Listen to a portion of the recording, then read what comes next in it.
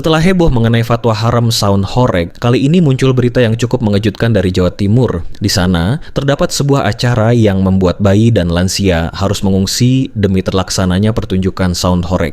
Nah, jika sampai ada yang disuruh mengungsi, ini sebenarnya hiburan atau bencana alam sih. Mari kita telusuri bersama isu mengenai sound horeg ini dan cari tahu apakah fenomena ini layak diperdebatkan atau mungkin hanya pengalian isu untuk menutupi masalah yang lebih besar. Simak videonya sampai habis dan di akhir silakan tulis pendapat kalian di kolom komentar. Bagi kalian yang mungkin belum tahu, sound horeg adalah seperangkat alat sound system yang disusun untuk menghasilkan suara dengan volume tinggi hingga menciptakan getaran. Kata horeg sendiri dalam bahasa Jawa berarti bergetar. Walaupun saya orang Jawa, saya masih bingung apakah benar cara bacanya adalah horeg atau horeg. Tujuan dari pertunjukan sound horeg ini cukup sederhana, mendengarkan musik dengan volume yang bikin getar. Tentu saja dalam praktiknya pertunjukan ini diiringi dengan tarian-tarian yang jujur aja, menurut saya kurang menarik. Saya penasaran, sebenarnya dari mana sih asal-usul sound horeg ini? Dari sejumlah sumber yang saya baca, tradisi ini muncul dari kebiasaan masyarakat Jawa yang menggelar hiburan saat hajatan, seperti pernikahan atau sunatan anak. Mereka menggunakan sound system yang sangat keras, hingga satu kampung bisa mendengar lagu dangdutnya. Sebagai orang yang tumbuh dan besar di Jawa, saya sangat bisa relate dengan fenomena ini. Seringkali ketika tetangga saya mengadakan hajatan, suara dari sound system bisa membuat jendela rumah saya bergetar. Saya bahkan sering harus ngungsi ke kampung sebelah hanya untuk menghindari suara bising tersebut. Mau istirahat pun jadi terganggu, meskipun sudah memakai earphone dan memutar lagu-lagu seperti Heavy is the Crown atau Breaking the Habit. Bahkan full album Meteora pun kalah bersaing dengan suara dangdut. Itu baru level suara hajatan. Belum lagi jika kita bicara tentang sound horeg yang volumenya jauh lebih besar. Kebayang kan seberapa bisingnya. Namun, perlu diingat bahwa hiburan hajatan berisik seperti ini bukan hanya ada di Jawa. Selama 3 tahun saya tinggal di Sumatera, saya juga mendapati fenomena hajatan berisik yang serupa. Bedanya, di Jawa, hal ini sudah dianggap sebagai bagian dari budaya hiburan. Artinya ada pola yang terbentuk bertahun-tahun bahkan turun-temurun, sehingga kebisingan sonsonan ini akhirnya dianggap wajar oleh masyarakat. Walaupun jelas ada banyak pihak yang terganggu oleh aktivitas ini, ternyata ada sisi lain dari sound horeg yang menarik untuk dicermati. Dari sumber yang saya dapat, tradisi ini konon juga berasal dari kebiasaan masyarakat Jawa melakukan adu sound menjelang Idul Fitri. Di kampung saya, ini dikenal dengan istilah takbir keliling. Malam hari sebelum Lebaran, biasanya para pemuda dari tiap kampung membawa sound system masing-masing dan berkumpul untuk mengadu suara antar kampung. Meskipun namanya takbir keliling, dalam praktiknya biasanya bukan takbiran yang dilakukan, justru yang banyak kita dengar adalah lagu dangdut disertai goyang-goyang di atas sepeda motor, bahkan hingga mabuk-mabukan. Bayangkan menyambut hari raya dengan aktivitas yang malah mengganggu dan menimbulkan polusi suara. Seringkali keributan ini berujung pada tawuran atau aksi-aksi anarkis lainnya. Lihatlah kelakuan orang-orang yang menolak fatwa haram MUI tentang sound horeg. Mereka terang-terangan di siang bolong, pesta minuman keras. Bukan hanya pria, tapi wanita juga ikut-ikutan menenggak minuman haram. MUI tidak mengeluarkan fatwa haram tanpa alasan, karena banyak pelanggaran agama dalam kegiatan ini. Para pembela sound horeg yang katanya ulama, apakah mereka tidak tahu, ataukah menutup mata, telinga, dan hati mereka dengan alasan sound horeg memberikan rezeki? Alasan omong kosong untuk menghalalkan yang haram. Seperti yang saya bilang, saya tumbuh dan besar di Jawa, dan sampai sekarang masih banyak kampung yang mempertahankan kebiasaan jelek seperti ini. Dari situ muncullah fenomena sound horeg. Bahkan, di beberapa daerah di Jawa Timur, pada setiap acara besar seperti peringatan kemerdekaan, seringkali ada karnaval yang diwarnai dengan suara bising sebagai bagian dari pesta rakyat. Jika mau jujur, sound horeg ini lahir dari cara pandang masyarakat yang menganggap hiburan haruslah ramai dan berisik agar dianggap seru. Pola pikir ini tentunya membuat standar kenyamanan menjadi kabur. Selama mayoritas orang menikmatinya, dampak negatif bagi orang lain, terutama polusi suara, seakan diabaikan.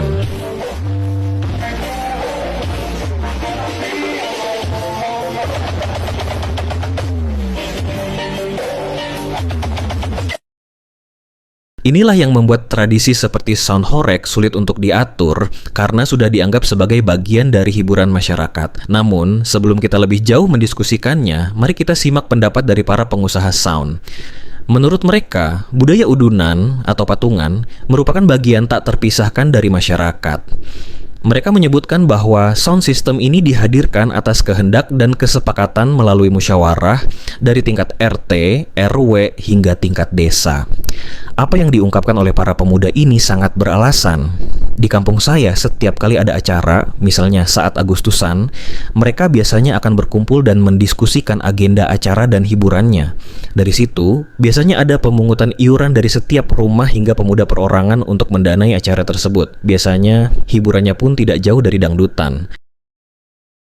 Banyak sound itu memang dengan sengaja, Pak. Foto kami itu disebar, Pak, di antara mereka. Bahwa ini loh yang menghambat keberadaan sound horeg gitu. Setelah kejadian kita diteror, Pak.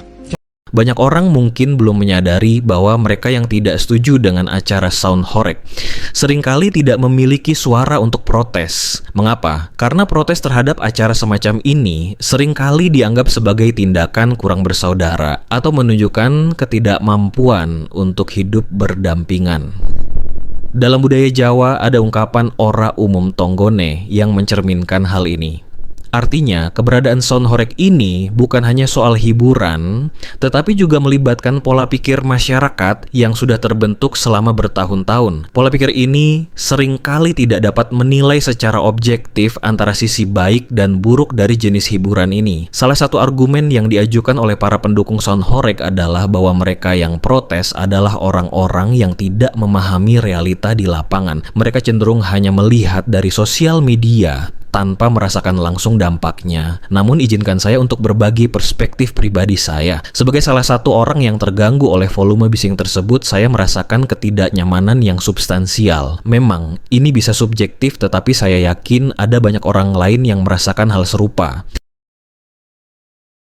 Ada jenis sound yang kencang tetapi tetap enak didengar, dan itu berbeda jauh dari sound horeg yang mengganggu. Suara yang menggetarkan telinga hingga membuat earphone tidak berfungsi pastinya menimbulkan ketidaknyamanan. Banyak sound itu memang dengan sengaja, Pak. Foto kami itu disebar, Pak, di antara mereka. Bahwa ini loh yang menghambat keberadaan sound horeg gitu. Setelah kejadian kita diteror, Pak. Jadi mulai sekitar jam 13.30 kalau nggak salah, sampai jam 9 malam. Dia sampai di depan rumah. Itu bahkan sound itu dihadapkan ke rumah. Jadi mereka berusaha untuk menghadapkan sound itu di depan persis ke depan rumah dan dimatikan, Pak. Itu dimatikan. Habis itu disetel sekeras-kerasnya. Alhamdulillah kita dapat atensi, Pak, dari Pak Kapolres dan pihak kepolisian, sehingga alhamdulillah saya merasa aman sih, Pak. Cuma ya ibu shock berat, bapak juga ketakutan, anaknya kalau keluar kayak gini ya takut, Pak. Jadi, ketika para pendukung sound horeg berargumen bahwa kritik hanya datang dari media sosial, saya mendorong mereka untuk lebih memikirkan dan menganalisa situasi secara menyeluruh.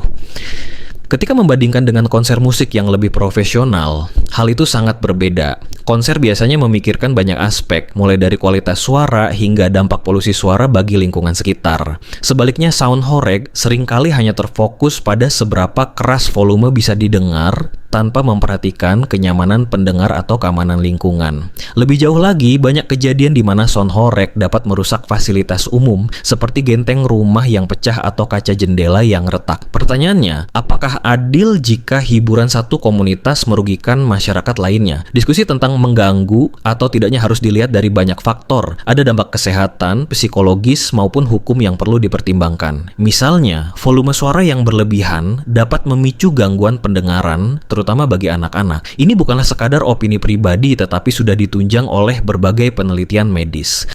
Yang tiba-tiba pingsan dan akhirnya meninggal dunia saat sedang menyaksikan pagelaran karnaval sound horeg. Menurut suami korban, pemirsa, sebelumnya korban dalam kondisi yang sehat, bahkan turut mengabadikan karnaval sound horeg melintas melalui kamera ponselnya. Sementara itu, pihak Rumah Sakit Umum Daerah Pasirian menyatakan belum bisa memastikan penyebab kematian korban, apakah akibat pengaruh suara keras sound horeg atau faktor lainnya, karena korban sudah meninggal dunia sebelum tiba di IGD rumah sakit. Ketika kita berbicara tentang pro dan kontra sound horeg, kita seharusnya tidak hanya berhenti pada selera musik atau volume, tetapi juga perlu melihat dampak jangka panjang yang mungkin ditimbulkan. Para pendukung sound horeg seringnya beralasan bahwa ini adalah bagian dari aktivitas ekonomi, tetapi kita juga harus melibatkan dampak sosial dan kesehatan masyarakat sebagai pertimbangan penting. 1. Manfaat ekonomi versus dampak sosial. Memang diakui bahwa acara sound horeg dapat memberikan manfaat ekonomi bagi beberapa pelaku usaha lokal, seperti pedagang makanan dan penjual minuman. Namun, penting untuk mempertanyakan apakah perputaran uang ini benar-benar merata atau hanya dinikmati oleh segelintir orang. Jika hanya sebagian kecil yang mendapatkan keuntungan sementara banyak lainnya, termasuk warga yang harus menanggung kerugian fisik dan mental akibat polusi suara, maka argumen tentang manfaat ekonomi mulai goyah. 2. Kesehatan dan tanggung jawab. Seperti yang Anda sebutkan, potensi biaya kesehatan jangka panjang akibat gangguan pendengaran atau masalah kesehatan lainnya perlu diperhitungkan. Siapa yang akan menanggung biaya tersebut? Apakah pedagang yang meraih keuntungan akan ikut bertanggung jawab? Atau pemerintah desa yang memberi izin tanpa mempertimbangkan dampak terhadap masyarakat? Jika tidak ada kejelasan dalam tanggung jawab ini, maka solusi yang diusulkan hanya akan menjadi bumerang bagi masyarakat. 3. Kebijakan pemerintah desa. Ketika pemerintah desa memilih untuk meminta warga, terutama yang paling rentan seperti bayi dan lansia, untuk mengungsi demi melangsungkan acara sound horeg, itu menggambarkan sebuah prioritas yang salah.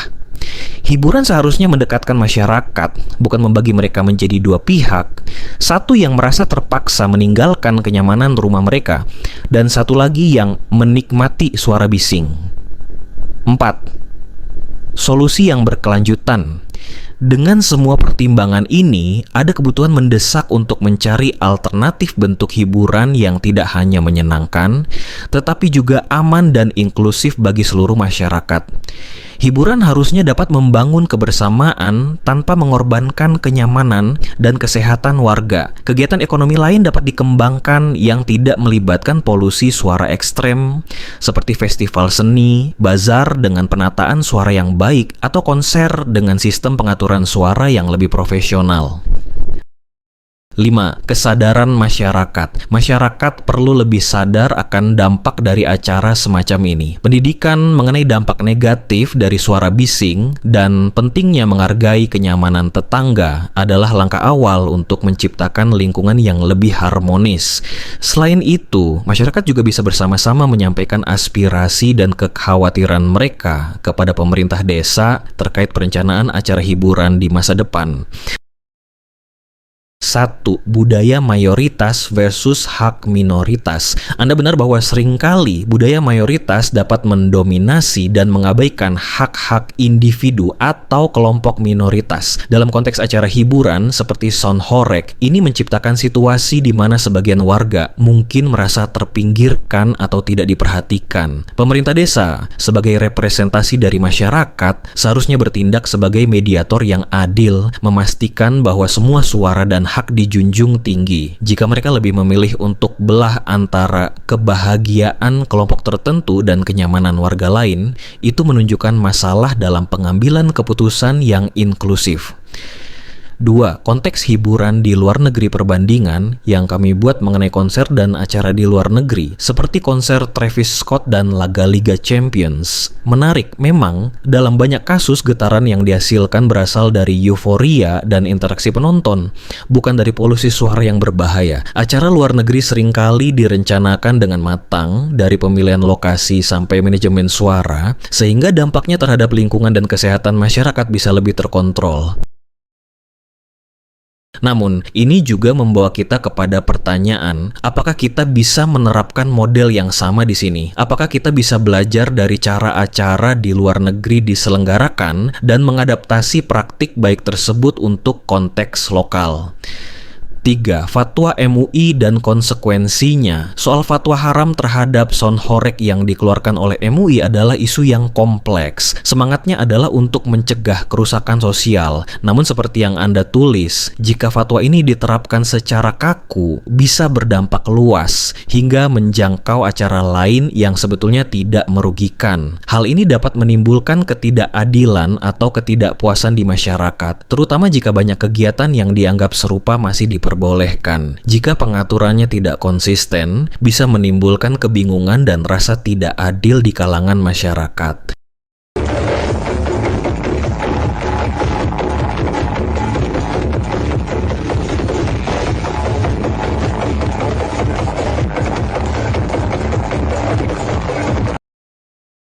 Empat, solusi untuk pengaturan hiburan publik. Daripada sekadar membahas aspek halal dan haram, mungkin yang lebih konstruktif adalah mencari solusi yang bisa memperbaiki cara hiburan publik diatur. Pemerintah terkait harus menetapkan regulasi yang lebih ketat mengenai penggunaan alat suara di acara publik, termasuk persyaratan untuk meminimalkan dampak negatif terhadap lingkungan dan kesehatan. Juga harus meningkatkan kesadaran masyarakat mengenai dampak psikologis dan fisik dari suara bising dan memperkenalkan konsep hiburan yang lebih inklusif. Sebenarnya, kita bisa mendorong bentuk hiburan yang lebih ramah lingkungan, seperti pertunjukan seni akustik, festival budaya, atau acara yang melibatkan partisipasi aktif dari masyarakat tanpa harus mengganggu ketenangan lingkungan. Dengan membuka dialog bersama masyarakat untuk mendengarkan pendapat mereka dan menemukan jalan tengah yang dapat memenuhi kebutuhan semua pihak. Dengan mencari solusi yang inovatif dan berorientasi pada harmoni sosial, kita tidak hanya dapat menciptakan pengalaman hiburan yang menyenangkan, tetapi juga menjamin bahwa hak-hak individu tetap terjaga.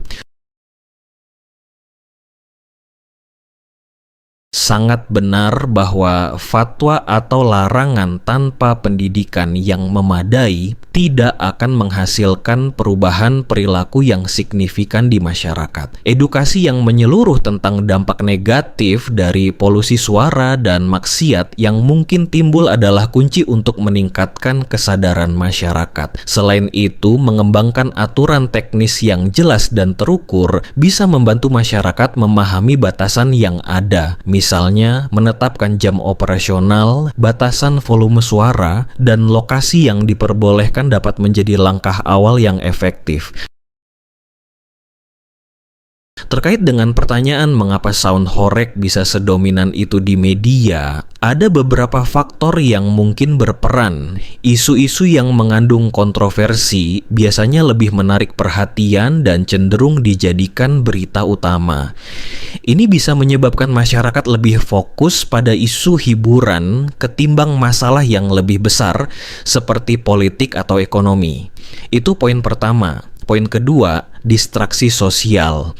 Seperti yang Anda sebutkan, dalam beberapa situasi, perhatian media terhadap isu tertentu bisa jadi digunakan untuk mengalihkan perhatian publik dari skandal atau masalah yang lebih mendalam. Dalam konteks ini, sound horeg bisa jadi hanya permukaan dari ketidakpuasan yang lebih besar dalam masyarakat. Ketiganya adalah kenyamanan budaya. Sound horeg sebagai bentuk hiburan lokal mungkin menawarkan identitas budaya bagi sebagian masyarakat, sehingga ketika ada kritik atau larangan, hal itu bisa memicu reaksi emosional. Media mungkin memanfaatkan adanya potensi reaksi ini untuk menarik lebih banyak perhatian. Kesimpulannya, dari perspektif ini, kita perlu untuk terus-menerus memperhatikan dan mendiskusikan isu-isu sosial seperti sound horeg. Dengan membawa adab pendidikan dan aturan yang jelas, masyarakat dapat berpartisipasi aktif dalam menciptakan lingkungan hiburan yang sehat dan tidak merugikan. Pada saat yang sama, kita harus tetap kritis terhadap berita dan informasi yang kita terima, mengingat bahwa ada kemungkinan isu-isu tertentu dijadikan alat untuk mengalihkan perhatian kita dari masalah yang lebih mendasar. Sebuah pendekatan yang holistik di mana pendidikan, kesadaran sosial, dan media bekerja sama untuk membentuk pemahaman yang lebih baik di masyarakat akan sangat membantu dalam mengatasi isu-isu ini. Bagaimana menurut kalian, netizen yang terhormat? Berikan pendapat kalian di kolom komentar. Selain itu, ada poin penting yang ingin saya tambahkan, yaitu subscribe.